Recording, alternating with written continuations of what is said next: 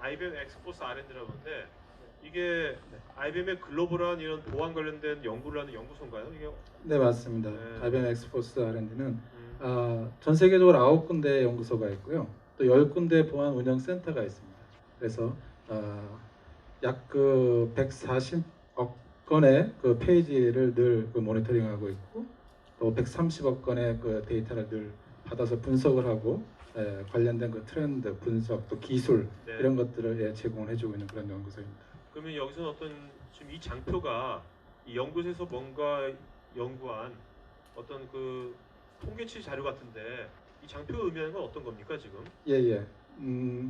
그 엑스포스에서는 1년에 2번씩 6개월에 그러니까 한 번씩 모아진 그 트렌드를 퍼블릭하게 이제 발표를 하는데요. 그러니까 최근에 이제 발표된 그런 자료로서 1년에 2번씩입니다만 요건 이제 1년을 전체를 이제 합계를 해서 아래 보시면 1월에서부터 12월까지 이제 전체적으로 나와 있고 색깔별로 그 공격의 유형을 좀 분류를 했습니다. 네. 그리고 그 원의 사이즈는 실제 그 공격에 대한 그 피해 정도라고 이제 보시면 될 것 같아요. 네. 그래서 네. 여러분들 잘 보이시는지 모르겠지만 여기 보면 그 원 안에 뭐 온라인 게이밍, 인터넷 서비스, 컨슈머 일렉트로닉스, 근데 이런 것들 실제로는 그 어떤 회사가 해당되는 거죠? 네, 실제 이제 회사인데 네. 이 자리에서는 이 회사가 속해 있는 인더스트리별로 좀 구분을 해놨습니다. 네. 그래서 보시게 되면 컨슈머 일렉트로닉스, 그다음에 게임, 그다음에 뱅킹, IT, 심지어는 이제 IT, 시큐리티 보안하는 회사까지 침해 사고가 있었고요.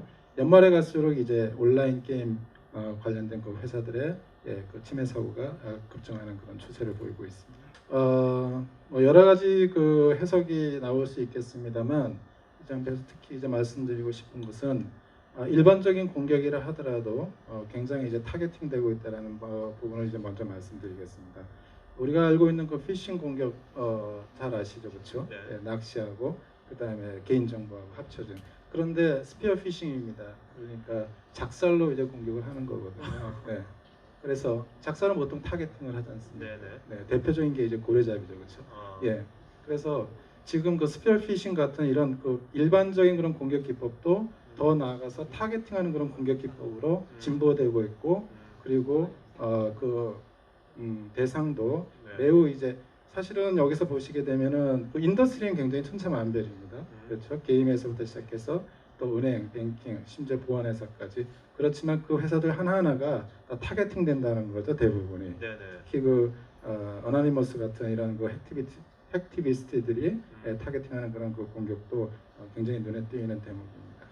우리나라의 지금 현실은 어떤지 한번 좀 짚어주시죠. 네, 사실 우리나라 IT 강국입니다. 그래서 웬만한 그 고객군 또 개인도 실제로는 보안과 관련된 솔루션들 대응 잘 하시고 계십니다.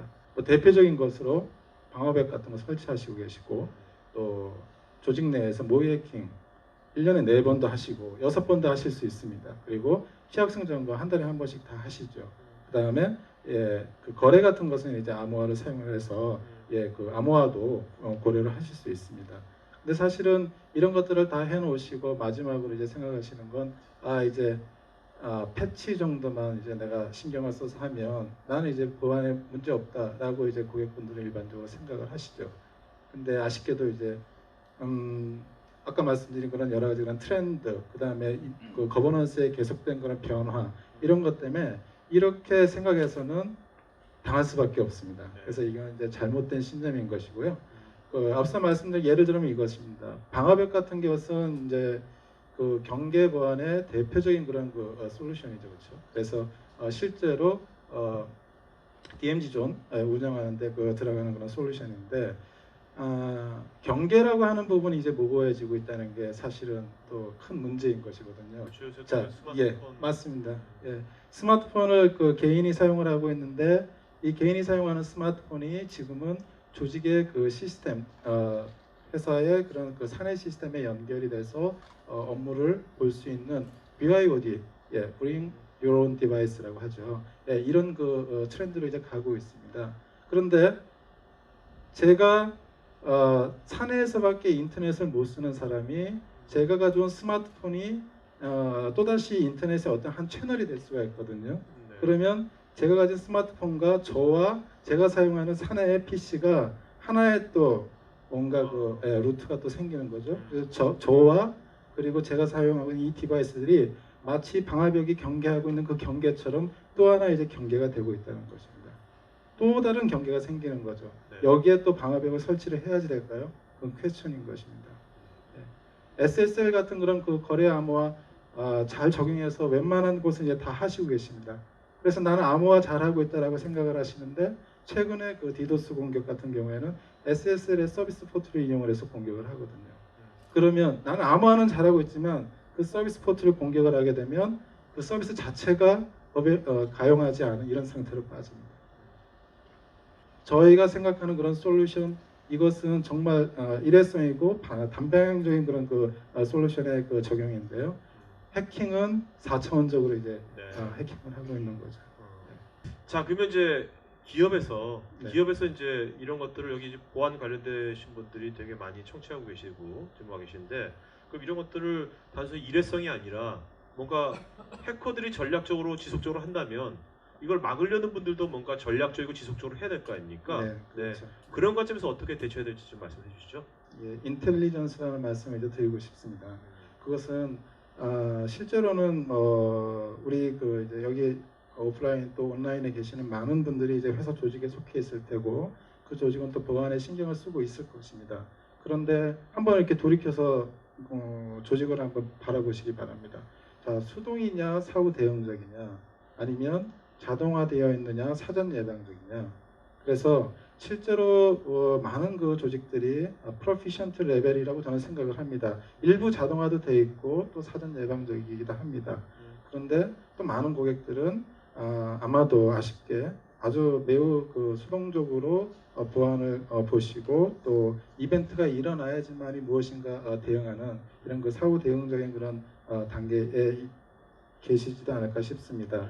자, 개인정보보호법과 관련된 그런 그 법 규제, 또 금융이면은 전자금융거래법 감독 규정, 또 여러 가지 그런 인터넷 그 사업을 하시는 곳은 정보통신망법 등 여러 가지 그런 법 규제에서 얘기하고 있는 것들이 사실은 이 보안 인텔리전스와 방향을 같이 하고 있는데요. 예를 들어서 개인정보보호법의 그 기술적인 안전 조치를 보게 되면 퇴직자라든지 아니면 인사 이동에 따른 어떤 그런 접근 권한의 변경 이런 부분들이 적절한 그 기간 내에 반영이 돼서 움직여줘야 되는데 제가 이렇게 시장에서 가서 보게 되면 이런 걸 잘 하시고 계신다라고 하는 고객들의 실제를 이제 내면을 보게 되면 아직도 퇴직자 계정 존재하고 며칠 전에 외주 불러서 작업하고 나간 그 사람의 아이디가 쓰여지고 있고 이런 그 상황들을 많이 보거든요. 큰 기업에서도요? 네, 그렇습니다. 그래서 그런 그 부분들은 자동화하면서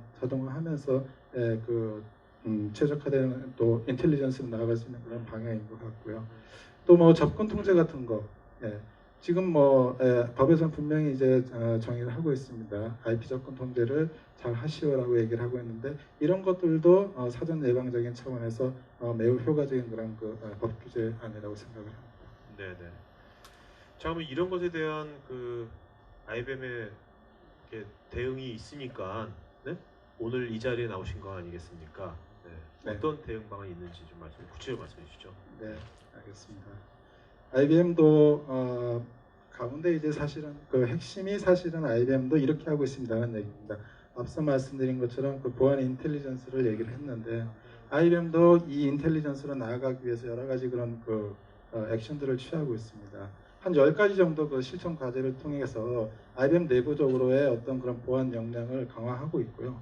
이 10가지는 사실은 IBM의 그 솔루션과 서비스하고도 또 매치가 되는 것입니다. 그래서 IBM은 사실은 굉장히 좀 굉장히 유니크한 그런 그 회사인 것이 솔루션 가지고 있고 또 서비스 가지고 있고 베스트 프랙티스 얘기하면 IBM이 글로벌 기업이지 않습니까? 그래서 이 솔루션과 서비스가 IBM 내에서 소화되고 검증된 이런 아마도 유일무이한 그런 기업이 아닐까 저는 생각을 합니다.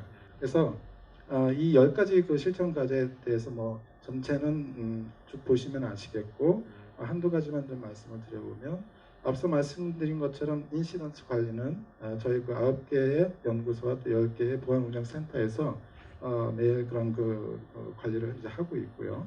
그다음에 4번의 그 Secure Service by Design, 즉 설계단에서부터 이 보안을 신경을 쓰십시오라고 이제 얘기를 하고 있습니다. 그래서 저희 같은 솔루션들 들어보셨겠지만 이런 솔루션들을 베이스로 해서 저희도 예를 들어 저희 웹페이지, 트랜잭션 있는 웹페이지 만들 때 기획 단계에서부터 보안을 적용을 합니다. 네. 그걸 하지 않으면 나중에 그 테스트 단계에서 보안 적용하다 보면 처음에 생각했을 때보다 10배, 100배의 비용이 더 들어갈 수가 있는 것은 자명한 사실이거든요.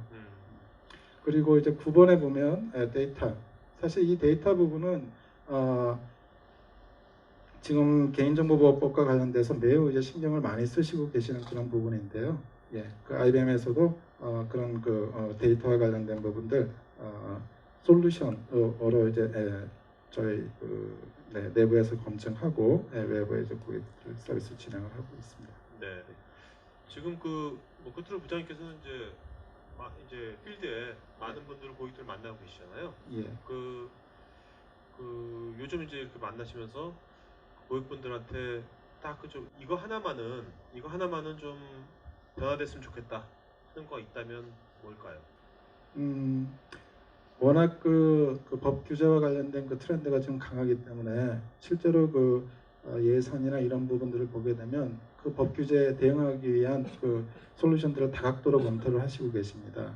그래서 그 부분은 당연히 좋죠. 그런데 아까 말씀드린 것처럼 4차원적인 그런 공격에 맞춰서 4차원적으로 생각을 하실 때 그때 실제로 좀 고민을 해보셔야 되는 건 통합 관점인 것 같습니다. 포인트 솔루션들이 여러 개 이제 들어간다고 해서 그것이 모두 전체를 다 커버하지 못하는 경우가 생길 수 있습니다. 네. 결여되는 부분이 있을 수 있고요. 또 어떤 부분은 중복되는 부분도 있을 수 있습니다. 그러면 비용 대비, 투자 대비 이런 효과가 떨어지는 부분이 있기 때문에 IBM 같이 IBM하고 좀 상의를 좀 해봐 주십시오. 그건 뭐냐? IBM 그 프레임워크를 가지고 있습니다. 그래서 통합되는 얘기를 할 때는 사실은 그런 프레임워크 같은 부분을 투영을 해서 보게 되면 누락되지 않고 중복되지 않게 볼 수 있거든요. 그래서 그런 관점에서 한번 올해 여러 가지 그런 집행과 관련된 부분들 고민해 봐 주시기 바라겠습니다. 네, 알겠습니다.